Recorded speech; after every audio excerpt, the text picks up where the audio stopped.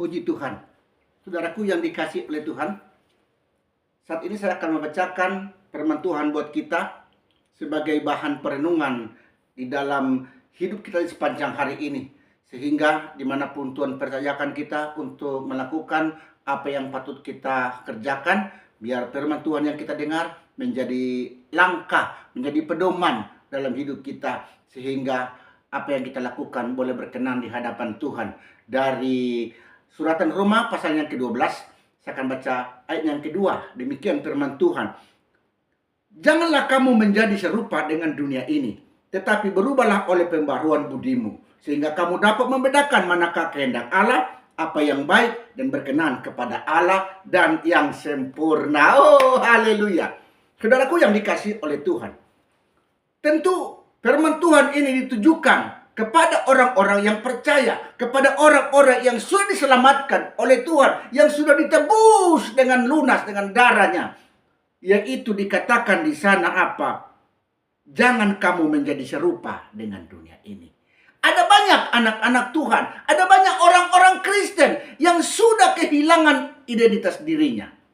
Ingat baik, kita yang hidup di dunia ini mempunyai dua identitas diri. Yang pertama, identitas kita ada di dunia ini, yaitu ada KTP kita, di mana kita tinggal.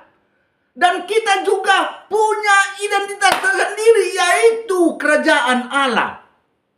Jadi harus yang dominan itu adalah identitas diri kita dari Allah. Inilah yang membuktikan bahwa kita ada perubahan dalam kehidupan kita. Sehingga Alkitab mengatakan di sini, jangan kau menjadi serupa dengan dunia ini.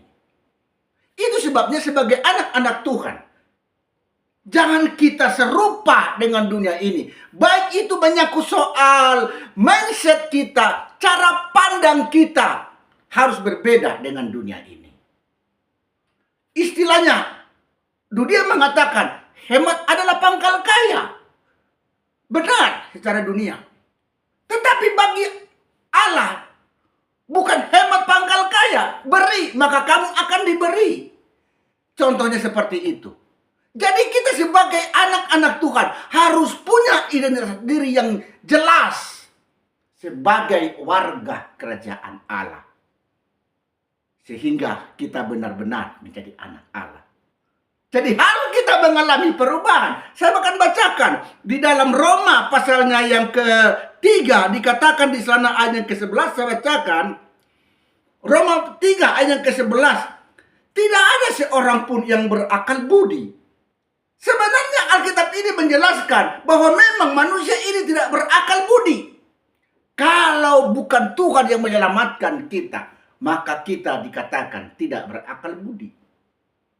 Nah, ayat berikutnya dikatakan di sana apa? Tidak ada seorang pun yang mencari Allah. Sebenarnya pada dasarnya orang-orang Kristen ini pergi ke gereja bukan untuk bertemu dengan Tuhan, bukan.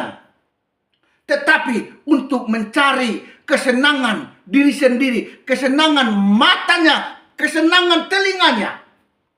Dia pergi gereja. Tetapi kalau kita benar-benar mencari Allah, kita yang tidak berakal budi dikatakan, kita akan dikoreksi. Dan koreksi itu memang menyakitkan, tetapi mengakibatkan suatu kehidupan yang berkenan di hadapan Tuhan.